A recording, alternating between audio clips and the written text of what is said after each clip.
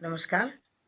कार्तिक माह में मैं आपसे ये कथा शेयर करती हूँ, मुबारकबाद देते हुए कि कार्तिक माह सबसे पावन पवित्र महीना आरंभ हो चुका है। तो मैं एक कथा आपसे शेयर करती हूँ। गंगा और जमुना, ये दोनों बहनें एक खेत के पास से गुजर रही थी। तो जमुना ने बालियों में से कुछ दाने ले लिए, 12 दाने उसके हाथ में आ गए। तो चलते चलते गंगा ने, उसकी बहन ने कहा कि बहन, तुमने तो चोरी कर ली है और इस चोरी का प्रायश्चित तुम्हें करना पड़ेगा। बिना पूछे तुमने ये खेत से बाली से दाने निकाल लिए हैं। जमुना ने कहा कि अच्छा, मैं प्रायश्चित करूंगी, मुझे क्या करना होगा। गंगा ने कहा कि तुम्हें 12 वर्ष तक इस साहूकार के यहाँ पर नौकरी करनी पड़ेगी। जमुना साहूकार के घर चली गई और उनसे बोली कि मुझे आप अपने यहाँ पर काम पर रख लीजिए, मैं 4 काम नहीं करूँगी। कौन से 4 काम नहीं करूँगी? झूठे बर्तन नहीं धोऊंगी,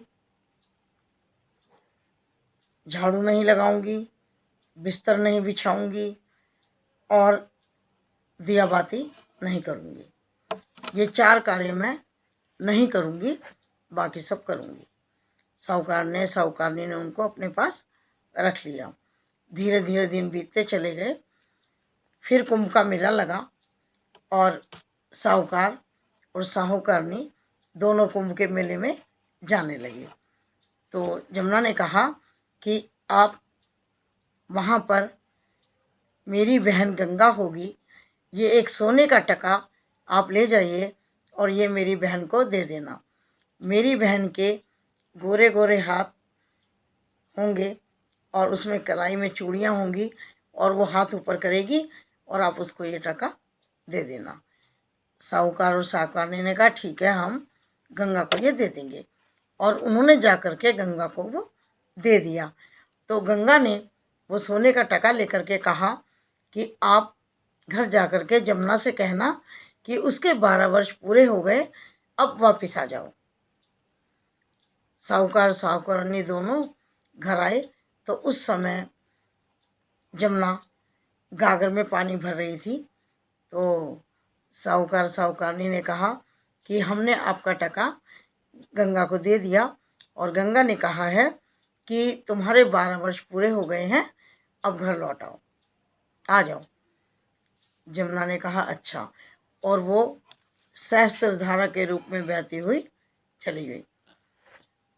अब साहूकार साहूकारनी को पता लगा कि तो जमुना मैया थी, तो वो तो बिल्कुल पस्त हो गए और सिर पकड़ कर बैठ गए कि अब क्या करें, हमें तो बहुत बड़ा पाप लग गया। अब इसका प्रायश्चित हम कैसे करेंगे कि हमने पूजनीय जमुना माता से अपने घर के काम कराए, उन्हें सम्मान देने की बजाय उनसे काम लिया, अब हम प्रायश्चित कैसे करें। बहुत निढाल होके पड़ गए। जब जमुना गंगा के पास पहुंचती है तो गंगा ने कहा कि तुम उन लोगों को समझा बुझा कर आई हो ना, तसल्ली देकर आई हो, धैर्य बंधा कर आई हो ना। जमुना ने कहा नहीं, मैंने तो ऐसा कुछ नहीं किया। गंगा ने कहा नहीं, उनको जाकर के धैर्य बंधा कर आओ। तो जमुना जी साहूकार जी के सपने में जाती हैं और कहती हैं तुम इस तरह से मुंह लटकाए क्यों पड़े हो, क्यों सिर पकड़ करके बैठे हो, क्या हुआ। तो उन्होंने कहा हे मैया, हमसे गलती हो गई, हम प्रायश्चित करना चाहते हैं कि हमने आपसे अपने घर के काम कराए। जमुना मैया ने कहा नहीं, तुम्हें कोई पाप नहीं लगा, मैं तो अपने पाप का प्रायश्चित करने के लिए आपके घर आई थी।